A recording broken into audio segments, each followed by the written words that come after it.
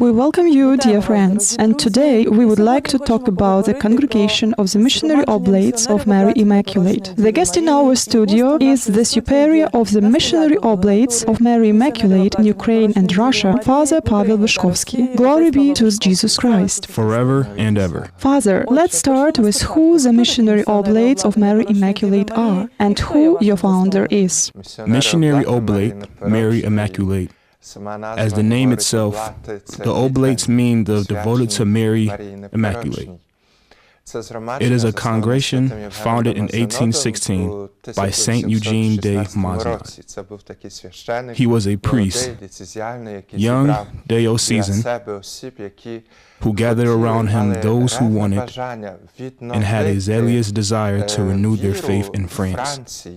As many churches had been destroyed, and there were no priests, and they were doing it by preaching retreats, missions. And please, let the Father tell in what ways the Missionary Oblates of Mary Immaculate differ from other congregations. Every congregation has its own charism. The charism of our congregation, the Missionary Oblates of Mary Immaculate, is the evangelization of the poor. The name itself says, from a fragment of the Holy Bible, Jesus, when he went to Nazareth and was reading the book of the prophet Isaiah, the Lord gave the gospel to the poor. This is the task of our congregation. We carry out this charism at various levels, and also, like our founded, by preaching retreats and missions. Missionary Oblates are also present in many countries, but first of all, in Ukraine, they were, you can say, the founders of a great number of parishes. I counted 18 parishes, which they have established in 28 years. Since the time when the Oblate missionary have come to Ukraine, on a permanent basis. In the same way, they rebuilt 2 churches which had been converted into manufactories. They built 9 Catholic churches from scratch and parishes as well. Please, let the Father tell how long the missionaries have been working in Ukraine and in how many cities. It depends on how you count. Because the very first missionary oblate of Mary Immaculate had arrived on the territory of modern Ukraine in 1939. It had been very hard times. He had to come to Poland, but there were cruel persecutions towards us, and he was the only one who reached Zhytomyr and Kiev regions to proclaim the good news. He was baptizing here. He was celebrating masses. A lot of people had not met a priest for many years because here the priest had been sent to prisons and concentration camps. He died at martyr's death. It was Father Ludwig Radarczyk. For about a year ago, we started his beatification process because he was a priest who endured to the end. And probably his martyr's death was brought the fruit, the seeds, the missionary oblates of Mary Immaculate. As soon as it became possible to come to Ukraine on September 29, 1989, the first missionaries as a community, as 2 of them. And today in Ukraine, we have 9 houses. The 10th religious house is in the Crimea, in Eupatoria. We also work in Caucasus. In Russia, there are 4 parish communities. They're in 1 religion house. And in Ukraine, it is the central Ukraine. It is Kiev, the capital of Ukraine, where we work at the parish of St. Nicholas, and on the other end of the city, in Pozniki, and Catholic Media Center, and the Internal World Television Network. And this is the north of Ukraine, the city of Szalinski, where the missionary oblates have been since 1994. It is Slavutich, also near Chernihiv, then the east of Ukraine, Poltava. Earlier, the Oblates have worked almost in the entire Poltava region. Now there are diocesan and religious priests to whom we transferred other parishes. This is Western Ukraine, Lviv, where the Oblates have been present since 2013, at the parish of St. Mary Magdalene. This is Gnivan, our first community. It had been established when it became possible to register it officially in 1991. And also we embrace the sanctuary of Our Lady of Tivriv, which the Oblates have already started to rebuild practically the ruins since 2010. As the Missionary Oblates of Mary Immaculate,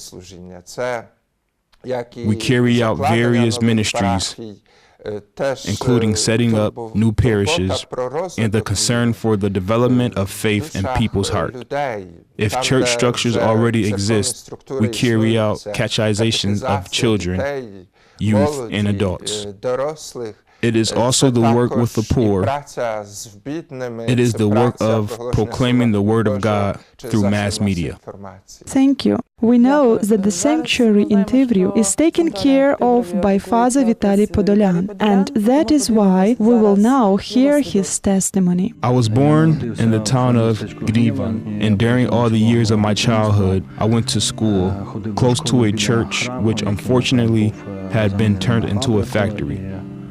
As a child, I did not understand it, but my parents were practicing Catholics and we were traveling in the 80s to the nearest towns where there were parish communities renovated, whether to Žmėrinka or to Vinica. At the beginning of the 90s, the Missionary Oblates of Mary Immaculate arrived in our town and began to serve there, and thus trying to take back the ruined temple, and God made so, also thanks to the Oblates, the benefactors, that this church is now being renovated and it serves as a shrine. And I have always observed the zealous work of the Oblates, how devotedly they try to rebuild the parish community, to deliver the holy sacraments, and also to rebuild the church. For that, the most sincere thanks and respect to them. And looking at their work, I have heard the God's voice encouraging me to contribute some of my strength into the reconstruction of both the material and the spiritual church in Ukraine. Having finished the study at the seminary, I returned to Ukraine. The present moment, I am a person responsible, appointed to take care of the reconstruction of the church near Gnivan and Tivriv, where in the past a very big sanctuary was standing. It was the largest church in Podillia. It was also one of the largest in Ukraine, but unfortunately it had been turned into a factory and had been badly damaged. We as Oblates got it a few years ago as the property in a very terrible condition. But thanks to God, thanks to the Missionary Oblates and the benefactors, we tried to rebuild the parish community and sanctuary, and also to take care of the shrine, the post-Dominican monastery, to adapt it to modern ministry. For 2 years, we have been conducting Marian days, just as Mary, 100 years ago, asked in Fatima to honor the first Saturdays of the month, especially from May to October, and also throughout the year on the first Saturdays of the month. In our not fully rebuilt shrine, we organize services with the conference, the Holy Eucharist, and the Rosary prayer. And at present, there are people who come from the faraway places and join our parish community. Therefore, we hope that the Holy Mother of God will continue to listen to the request as it was written in the miraculous painting, Our Lady of Tivriv in Podila, is famous for favors. Please tell how many vocations from Ukraine during this time we could speak about. At present, we have 7 priests from Ukraine, 1 deacon, who we do hope will become a priest this year, and soon there will be perpetual vows of another seminarian who vows to God for life. We also have several seminarians, novices, and pre-novices who are on their way to monastic life and to ordination. The year 2018 is the year of the Oblate Vocations. Please tell how the formation of boys who want to become Oblates goes. Normally there are 3 stages. The first stage, the initial one, is called the pre-novitiate. It is carried out in our formation house in Obuhiv, near Kiev. It is a very beautiful retreat house where a candidate observes the life of the missionary Oblates of Mary Immaculate. He gets to know their charism. He gets to know himself, his life, his habits, and faults, the first life of prayer. After this stage, which lasts for 2 years, which also depends on a person's capacity, the capacity of each, the second stage begins, the novitiate, which takes place in Poland at the Holy Cross. This is such a solid spiritual foundation in life. In the formation for every person, this is why the novitiate lasts exactly 12 months. This is deep and full life of prayer and also a life in the community. In this stage, when a person meets God, also he learns how to live with the Lord every day. At every moment of his life ends with the first religious vows: purity, poverty, and obedience, that each of us take an oath. After the first oath are made, a young monk, as they are called, enters a seminary. The higher seminary of the Missionary Oblates of Mary Immaculate in Obra. In the western part of Poland, where since 1926 the future missionaries have undergone formation. Over 500 persons have already come out of the seminar. And for the first year it is philosophy. 4 years it is theology, and then the education ends with perpetual vows, deacons' ordinations, and priest ordinations. It is possible in our congregation to be a religious brother. In this case, a person goes through the pre-novitiate and novitiate and juniorate, which is mainly Oblate too, and it lasts for about the first 2 or 3 years. In Ukraine, the boys' formation is carried out by the father Serhiy Panchenko, who will share now his testimony. I come from a parish where the Oblates are currently working, but in the past they had not been present there. But one father worked there. It was Sławomir Budakovsky. He was from a Society of Christ, and thanks to him, I am an Oblate. That is, thanks to a member of a Society of Christ. That is, thanks to the priest who came from Lviv, where the church had laid in ruins. He was simply amidst people. It was his example of life that attracted me. For sure, I was growing up in a family where there were Catholic traditions, but also the Eastern ones. For example, when one grandmother took me to the Catholic chapel to church, the other grandmother took me to the Orthodox church. That is why later, when the Oblates arrived to our parish, the Oblates with this cross, in a certain way, they united the both. I also remembered that I passed the pilot exam. I was the only one in Vinica Oblast who did it, and I was thinking how it was possible to leave everything behind and indeed to choose Christ. But I really know that you always have to make the decision, not only in the faraway past. But you still have to make the decision now, today, to choose Christ, not just in the past. In this decision of today, for example, I am now responsible for our apostolates, who are now being formed here in Oblate, where these decisions must also be made, where we must also choose Christ. For example, now one can say, in a situation of what Ukraine is experiencing, some people say, maybe they say bluntly, that Ukraine is a hopeless land, so that there is no hope, because there is corruption, deceit, no hope. That is why one could say that bringing up these young boys missionaries, this will bring hope. And also my parish, Tivriv, where there had been a ruin, you could say there was no hope. Now a Marian sanctuary stands, where you have a center for young people, where families, children, and youth come to. Something very beautiful is happening.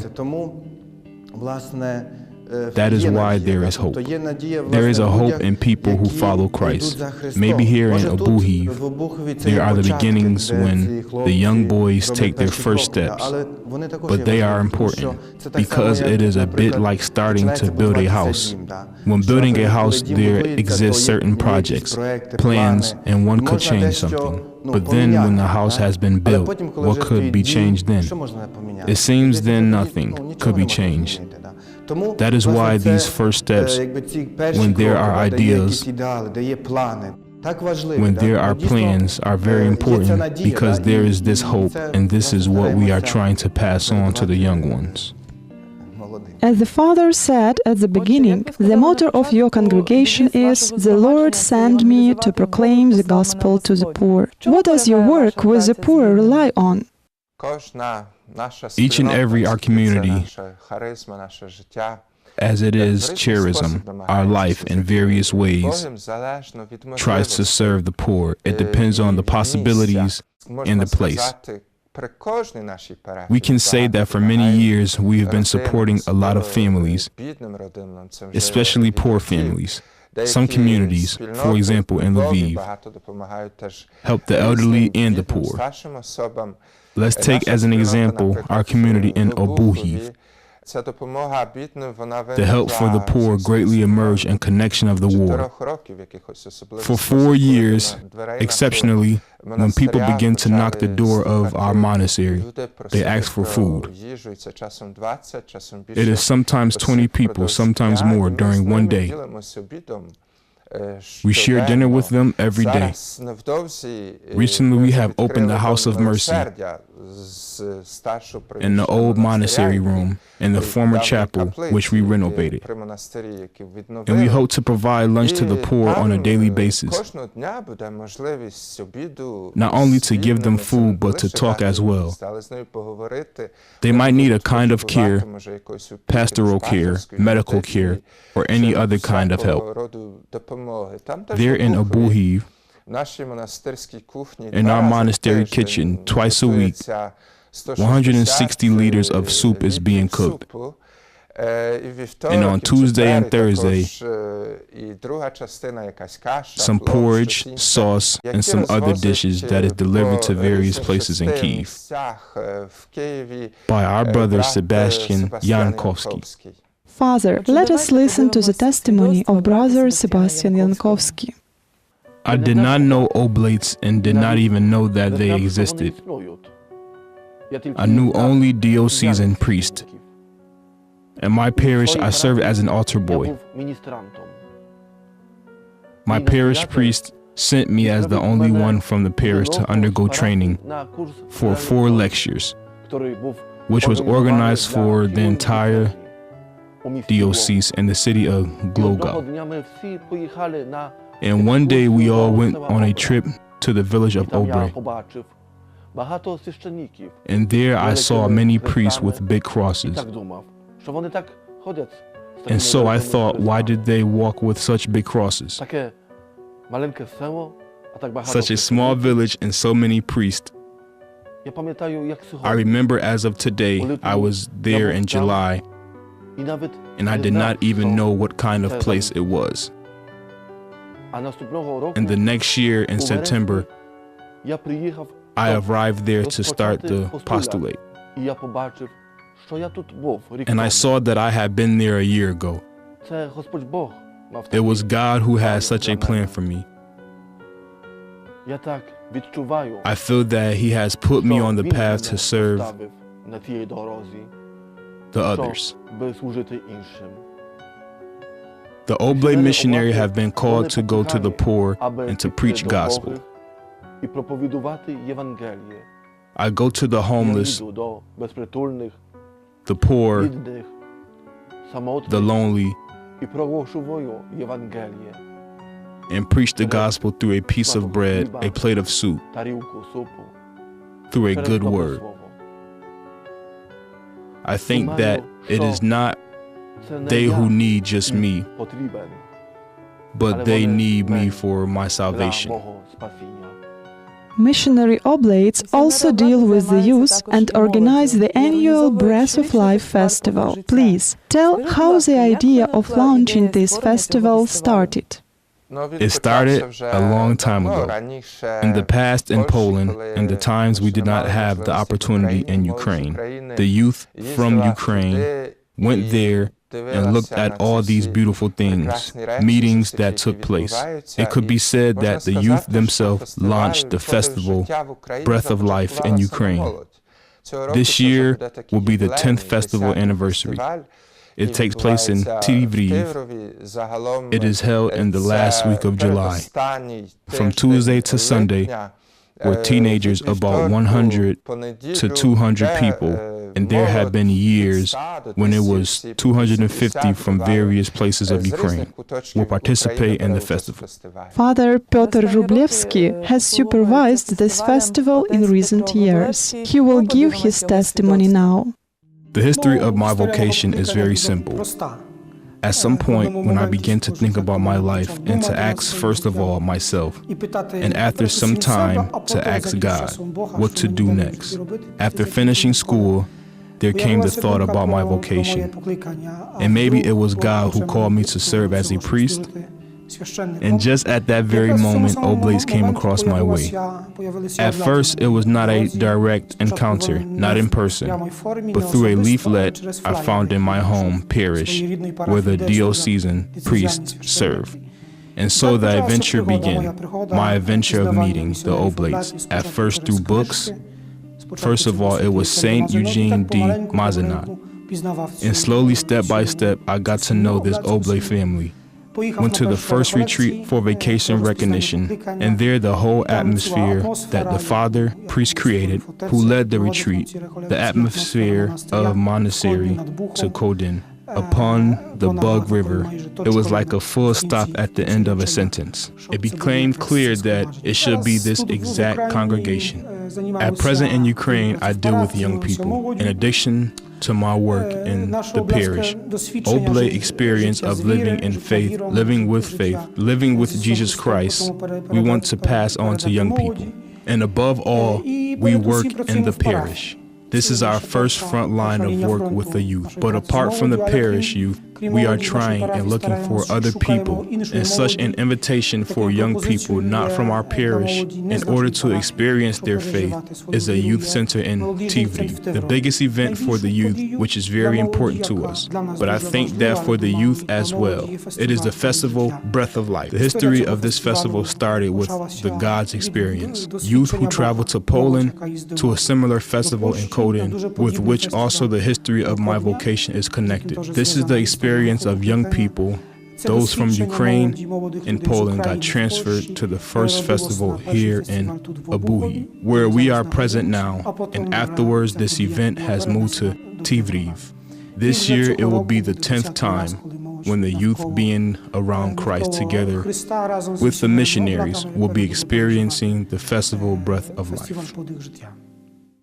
At the present time, more and more attention is paid to media. Please, let the Father tell how the Oblates contribute to the preaching of the good news in the mass media. Pope Francis, when he met with the participants of the General Chapter, of the Missionary Oblates of Mary Immaculate last year told us the words that today we have to go and to preach everywhere, and any land is a missionary area. And so mass media need to preach the good news. And the church called us to fulfill this work in 2004, namely by the chairman of the Mass Media Committee at the Bishops' Conference of Ukraine, the Bishop Vitaly Skolmorovsky, who invited the Missionary Oblates of Mary Immaculate to work at the Catholic Media Center. The then superior of the delegation, the Bishop Pawel, said that there were no suitable persons to work for the media. It is not very clear who is needed, but the Bishop Skolmorovsky said, "It does not matter. If an oblate is involved, then he will do it well." And we see that it is God's blessing. It still accompanies us. As at that time there existed Catholic Media Center, one magazine, and today there are 3 colorful monthly magazines. There was a 20-minute radio program, Credo, Missionary Oblates of Mary Immaculate, also contributed to this. Moreover, now there is round-the-clock radio, Maria, in Ukraine, and for the 5-year or even longer, the Catholic television of the Eternal World Television Network, round-the-clock broadcasting in Ukraine. Currently, the director of EWTN and Catholic Media Center is Father Alexandre Szalinski. That is why we will hear his testimony. I met the Oblate during the parish missions that took place in our parish in Murafa. And that's when I felt the desire to become an Oblate, to be a missionary, to be like them, and to preach the gospel.